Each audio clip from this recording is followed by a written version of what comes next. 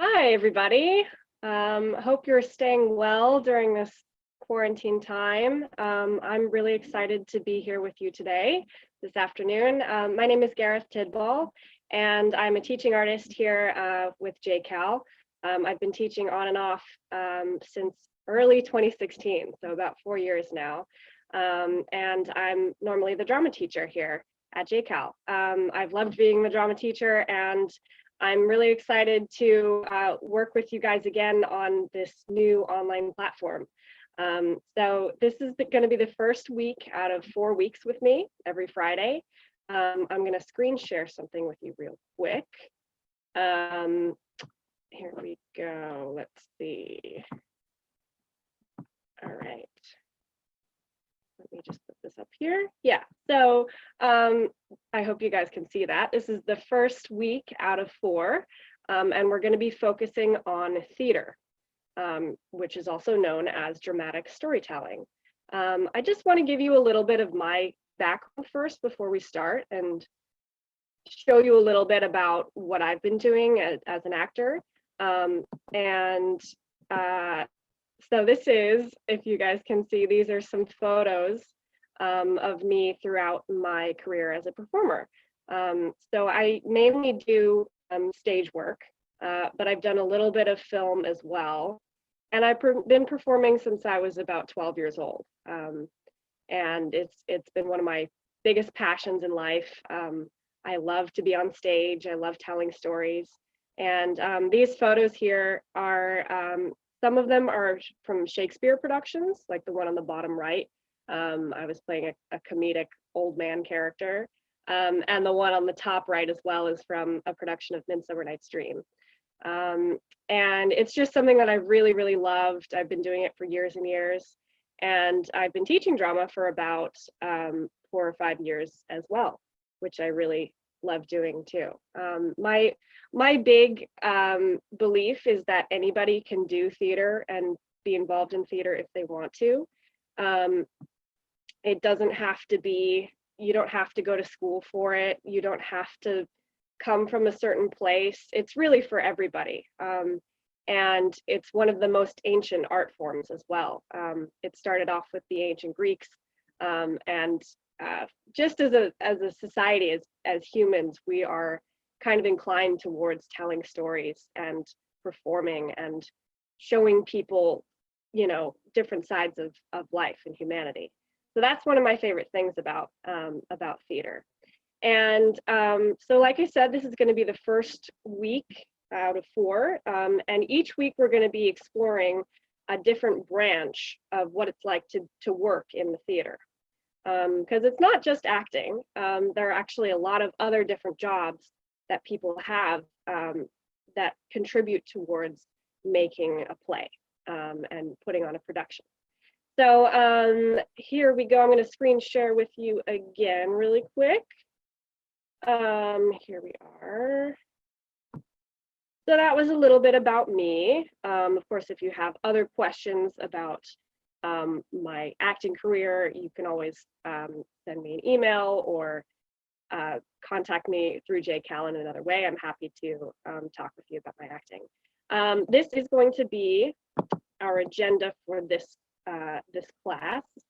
I already introduced myself, but we're also going to talk a little bit about what theater is. Some of you may never have taken an acting class before. You may have seen a play, but you've always wondered, what does it take to do that? What are all the steps that go into that? So we're going to talk a bit about that. Then we're going to get into the basics of storytelling. What makes a good story? What are some key elements in every story that you know, from a fairy tale to the latest Marvel movie? All of those things have certain elements in common. So we're going to talk about that. And then we're going to try writing our own story. We're going to write a little scene together. I haven't planned it in advance, but it's just going to be something that we're all going to make up together on the spot. So I'm really excited to do that with you guys. And yeah, so we're going to get started now. So basically, let me get that out again. Um, yeah, so what is theater exactly? I've put up some images here that are, some of them are productions that I have seen. Actually, the one on the top left, that's Denzel Washington, and he was in a production on Broadway called The Iceman Cometh. We know Denzel Washington is mainly a film actor, right? But he started off doing theater, doing stage plays. He went to Fordham University, which is a college in New York City, and he studied theater, and then he became really successful. But he still does stage work on Broadway. And then, yeah, you'll see on the top right, that is Broadway. And maybe some of you have seen some shows there before. I see Wicked, Phantom of the Opera, Jersey Boys, right? So that's really the hub of big theater today in New York City. In London, they have what's called the West End, which is basically their version of Broadway. But really, theater is something that's done all over the world, in different languages, different styles of theater. And it's something that, like, everybody can be involved in. On the bottom left, you'll maybe recognize that looks a little bit like the Wizard of Oz. Those are kids doing a production of Wizard of Oz. And like I said, it can be really something that anybody of any age can do. They've got their great costumes on. And when I taught at JCAL, we did some different productions. We did Aladdin, the musical. We did Charlie and the Chocolate Factory. And then we also worked on like writing our own plays and doing some original work, which was really cool. And then let's see, that last picture on the bottom, I wonder if you can recognize that. That is from a production called Hamilton. It's a really, really big musical that's come out in just the past couple of years. So some of these are musicals, they involve singing and dancing. Some of them are just straight plays. And then you'll see in the middle there, you'll see a skull of two masks. One looks like a happy mask and the other one looks like a sad mask. And that's kind of like the universal symbol for theater, for live performance. The reason why we have those two masks is because in ancient Greece, which we think is like where theater was started, all of their productions used masks. All of their actors had masks on, and they had holes for the mouth and the eyes. So we kind of use that now as just a general symbol for anything related to theater. So let's see, let me screen share one more time. So that's a little bit about what theater is, right? So a lot of different kinds of people go into making a production. Of course, we have actors, and those are the people who are on stage. We have, let me see, am I screen sharing here? I think I am. Hold on one second. Let me do that real quick. Trying to figure out the technology here. Getting used to it. There we go. Okay. Oh, come on. Yeah, it's just, hold on, it's a slide here. Here we go. Okay, great. So we've got actors, right? Those are the people that we see on stage when we go to see something on Broadway or see something at JCAL, at JPAC. We also have designers. Those are the people, we'll talk about that a little later, but those are really, really important for making a production as well. We have directors who are kind of in charge. They're like the leaders of the production. And then we have playwrights, which are the people who obviously write the story for us. So the first kind of group of people I want to talk about, right, of course, are the actors. I have some actors here for you who may look familiar. Zendaya on the left, and we've got Will Smith on the right. These are usually, these types of people, I would say, are very outgoing. They work really hard. One thing a lot of people don't really know is that being an actor takes a lot of practice. So you can start from a young age or maybe a little bit later on in your life, depending on when you discover it, but a lot of rehearsing goes into this process to become an actor. You can't just wake up one day and say, I want to be a star, and it happens. So Will Smith and all these other people who you see in movies and plays and stuff, they've worked really, really hard at their career. They take it very, very seriously, and it's something that you really need to work at. But it's also very fun, you know. All these people do it because they love it. It's not something that gets handed to them, but they work at it because they love telling stories, and they love being up on that stage and playing people who are different than them. So that's a little bit about being an actor. Let's move on to the next slide. We talked a bit about actors. Now we're going to talk about directors. Directors you don't really see so much, right? They're kind of behind the scenes, but they are the people that are in charge. They are the people that tell the actors where to stand on the stage. They have sort of a vision for the piece before rehearsals start, and they kind of lead everybody into imagining that vision and putting it on a stage for people to see. They are also quite, I would say, pretty outgoing people. They're social people. They like working with actors and also with designers. They're very creative people, and yeah, they're storytellers as well. It's just a different kind of storytelling rather than performing. They're trying to tell a story from what they see in their head and trying to make it live and make it real for other people to see. So I've done a little bit of directing as well. I've directed my students, of course, and then I've directed a couple of some plays that some friends wrote. And it's a really cool thing. It takes a lot of hard work as well. Every production that I've directed, I learned something new. And it's really cool. It's something that I think every actor should try and every director should try acting, just to get that other perspective. Great. So the third type of person in the theater is a designer. So these are costume designers. These are set designers. These are lighting designers. These are sound designers, makeup designers. Sometimes in certain shows you need specific props, so they design the props, things that the actors hold. So these are very, I would say, visually artistic people. They really, again, like, it takes a lot of hard work to be able to craft these things. And if the director says something like, I need a huge tree on my stage, they'll have to find some materials and create that from scratch because they can't bring a real tree on the stage. So that takes some hard work and creativity as well.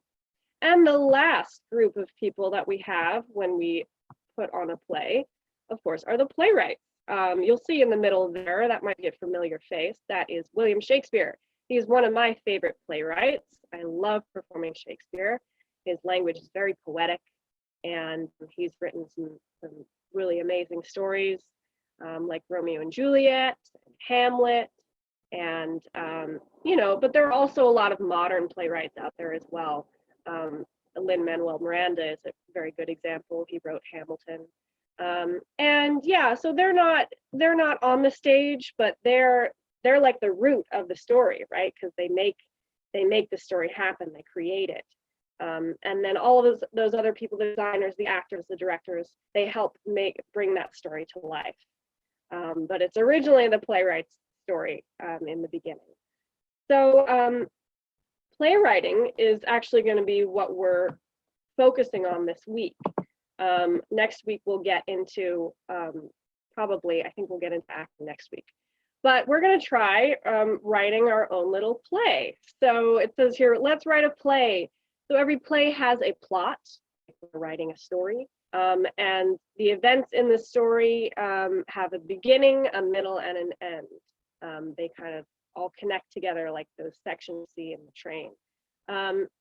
And here is a good example of the beginning, middle, and end here that we can kind of break down. So I have this little cartoon here. I didn't make this, but I found it.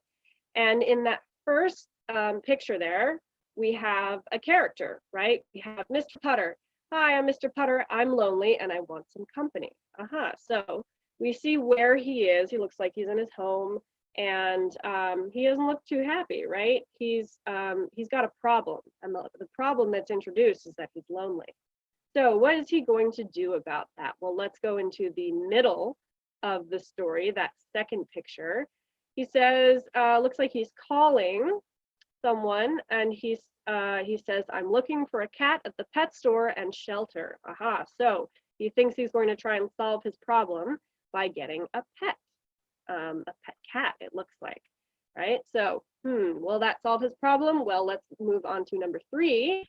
In that last picture, it looks, yeah, look at his face. And he says, now I'm happy because I found a cat to keep me company, right? So that's the end of our story. And it's, it's a very basic 3-part thing that we're easy to follow, right? So I'd like to show you on my board what's called a plot line, okay? So a plot line is kind of the shape, my pen isn't very good, kind of the shape of how these stories go, right? We're going to start here at the bottom, and we'll think of this as the beginning of our story. And we need certain things to be introduced here, right? What did we see in that first picture? Well, we saw our character, right? We have our person who's going to be our main character. Sometimes he's a hero, sometimes, or she, or a creature of some kind, but they're the character that we're focusing on, right? So we learn about who that is. We also learn where they are. So let's think about this character. Maybe this character is in the forest, right? I've got a little tree here. Those characters in the forest. And then as he's journeying up this plot line, right, he's got a problem that's introduced. Right? What happens to this guy in the forest? That could be problematic. Ooh, maybe he comes across a bear, right? Something kind of scary. Can't really draw a bear, but I'll try my best. He's got a bear in his way. Oh no. So the plot thickens, right? As we're going up this hill, the problem is getting worse, and it's getting more exciting, right? Because of that. So what is he going to do? Well, obviously he wants to try and solve his bear problem. So maybe he approaches it and he goes, go away, bear. And the bear doesn't go away. So now we're getting up to the top here, and it's getting more exciting, more dangerous. And finally, when we reach the top of this plot line, this is called the climax, right? Because it's the top point, the most exciting point in the story. And in the climax, right, we don't know what's going to happen. It's really like, oh no, we hope that the guy is going to survive, right? But we don't know. So let's think about it. What could he do? What could be another tactic for him trying to solve his bear problem? Maybe he throws a rock at it, right? So he picks up a big rock, throws it at the bear, and the bear gets scared and he runs away. So no more bear. Yay. So after that big climactic moment, we kind of go downhill a little bit metaphorically because we've solved our problem. So that is the end of our story here, right? So we've got beginning, middle, and then end. So that is the basic storyline for pretty much every story you will ever hear. It's not a secret, but it's something that playwrights and storytellers use to help tell a really good story. So now we're going to try writing our own play, okay? So let me screen share one more time. Right, yeah, so again, looking back, that's our beginning, middle, and end point there, right? Our problem was he's lonely, so he goes to the pet store, and then he finds a new friend. So, we're gonna try writing our own play now. And we're gonna use 5 lines, okay? So we're going to, let me see if this pen will work a little bit better. We've got a person A, oh yeah, this is much better, and a person B, okay? And in a play, right, a story is told by showing that the people are talking, right? We don't say once upon a time, blah, blah, blah, unless we have a narrator, which can happen. But usually the story is told through dialogue, right? Through characters talking. So in this first line, this first character, again, we're right at the beginning of the story, so we need to answer some questions. This character in this first line here, line A, is going to tell us where the story takes place, okay? So we're going to have the setting, okay, or the location. Oh no, I see this is backwards, but hopefully you'll be able to read my handwriting, and I'll tell you what it means as well, okay? So that's the setting, the location, right? You can set your story anywhere. It can be the beach, it can be outer space, it can be underwater, it can be on top of the Empire State Building, in your home in quarantine, it doesn't matter. Anywhere is a good location for your story, right? So a character is going to say a line telling us where they are. Character B is going to respond, and he's going to tell us, or she is going to tell us, the relationship between the two characters. So I put relationship there. So that can be, you can have lots of options for this as well. Maybe the two characters are a teacher and a student. Maybe they're a husband and a wife, boyfriend and girlfriend, brother and sister, grandma and granddaughter. It's really lots of different options here. So you as the playwright can choose any of those things or come up with something I haven't even said. So that's line B, that's our second line, right? Again, we're still in the beginning of the story here, right? So we figure out, okay, so this person is a man and this person is a woman and they're dating, right? Something like that. Now we go back to person A. Person A, we're getting into the middle here. So what needs to be introduced? A conflict or a problem, right? So we need to have, I'm writing problem here, right? We're getting into the middle of that plot line. The line is starting to go up. And character A says something that shows us that, something bad is going to happen. They want something, but they're not going to be able to get it because something is in the way, okay? There's an obstacle in the way of that. Person B will then respond. This is going to be our climax here, line number 4. The problem gets worse here, okay? So we add to something gets worse. We add to something here, and instead of it being solved, right, we reach our climax, maybe things get more dangerous, maybe, things just build up even more. And we don't know what's gonna happen. It gets exciting, right? So then we have the 5th and final line, person A, same person who was talking at the beginning and in the middle here, says something that shows, okay, there's a solution here, right? Or it ends the scene in some way. I don't always like to end my scenes with a happy ending. It doesn't always have to be that. Shakespeare wrote a lot of tragedies, and oftentimes those don't have happy endings. They end in death and destruction. Which is okay if you're writing a tragic piece. But if you're writing a comedy or if you're writing something that's a little more lighthearted, usually the problem gets solved and your characters end up quite okay. So that is the model for what we're going to be using for our scene, okay? So now we're going to try this out, okay? So I'm going to erase this here, but we're going to follow this same kind of set of here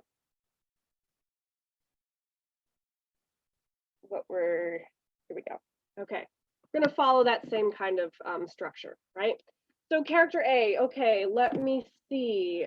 Character A needs to tell us the setting. Okay, so I'm going to say, wow, it's such a nice sunny day at the beach, okay? It's such a nice sunny day at the beach. Okay, Again, that's backwards, I'm pretty sure, but we might be able to flip that later. Right, so that shows us from what the character is saying, oh, we're at the beach, that's our setting, okay? And it's a nice sunny day. We know about the weather as well. It's not raining at the beach. Great, so that's character A. We need to know next, what's the dynamic between these two characters? What's their relationship, right? So I'm gonna say character B is going to say, I agree, Grandma. Don't forget to put on your sunscreen, okay? I agree, Grandma. Don't forget to put on your sunscreen. Okay, so from that, we've learned they're at the beach, it's a nice sunny day, and it looks like it's a grandmother, person A, and let's say grandson, okay? So the grandson says, I agree, Grandma, don't forget to put on your sunscreen, all right? So now Grandma responds, and here she's got to introduce a problem. What kind of problem could occur at the beach? Uh-oh, maybe there are sharks, okay? So Grandma says, do you see that fin in the water? Okay, okay. Do you see that shark fin in the water? Uh-oh, Grandma sees a shark fin. How can we make that worse, right? So grandson can respond. He doesn't say, oh, don't worry about it, Grandma. It gets worse, right? We've got to get to that climax. So he can say, it's coming towards us, right? It's coming towards us quickly. Okay, here we go. Grandson says, yes, it's coming towards us quickly. Dun it, dun it, dun it, dun it. So it's coming towards us quickly. Uh-oh, what are we gonna do? Grandma has the last line of our scene. What can she say here to solve the problem? Lots of things could happen. They could run away. There could be a new character introduced, right? So we get a guy who's on a ship who crashes into the shark, and the shark runs away or swims away. Sharks can't run. Let's go with let's keep it simple, and let's have Grandma say, let's get out of here. Okay, very simple, right? Maybe they just decide they don't want to mess with the sharks, so let's get out of here. Let's get out of here. Okay, so now we've created our very own story. We have been playwrights today. We've had a chance to figure out a little story that has a beginning, middle, and end in our plot, right? Tells us where we are, tells us who the characters are, their relationship, tells us a little problem in the plot. The problem gets worse here in our climax, and then the problem is solved, right? Again, if it's a tragedy, I think poor grandma and grandson would get eaten by that shark, right? But you know, lots of different options. If it's your play, you can come up with all kinds of different options that the actors can then perform. The director can tell them where to go, and the designers can come up with a way to show, ooh, how do they make that shark fin, right? How do they show on stage that they're at a beach? Yeah. How do they make the grandma look really, really old? All of those things. So without further ado, that is an introduction to playwriting. So I hope you really enjoyed that. You can do this at home when you're off of the computer. You can write your own little scene and come back to this video anytime. Remember, it's 5 lines, but you can also expand on that. You can have the first 5 lines just be the introduction, right? And then you can introduce the problem a little bit later on, right? Full-length plays are many, many pages. They're probably between 60 and 80 pages. Um, so, you can expand on those ideas, but that's a very, very basic introduction to writing a good scene. That's exciting and would be really cool to see on stage live. So that's about it for today. Thank you so much for joining me. We are going to be back next week at the same time with me. And our focus next week is going to be on acting. Okay, so I'm going to um, give you a little bit of a vocal and physical warm up. We're going to talk a little bit about acting, and then we're going to develop some characters together and figure out how we can use our voices and our bodies to try and be the best characters we can be. Okay. The week after that, we'll probably do design. And then the week after that, we will do directing. So you guys will get a taste of each of those things throughout the next weeks after this. So thank you so much. I hope you enjoyed this. Feel free to give any feedback to JCAL if you enjoyed this. We'd love to get a thumbs up from you or a comment saying this was great. And tell your friends and family if they'd like to join in learning about drama. Thank you so much and have a great week. Bye.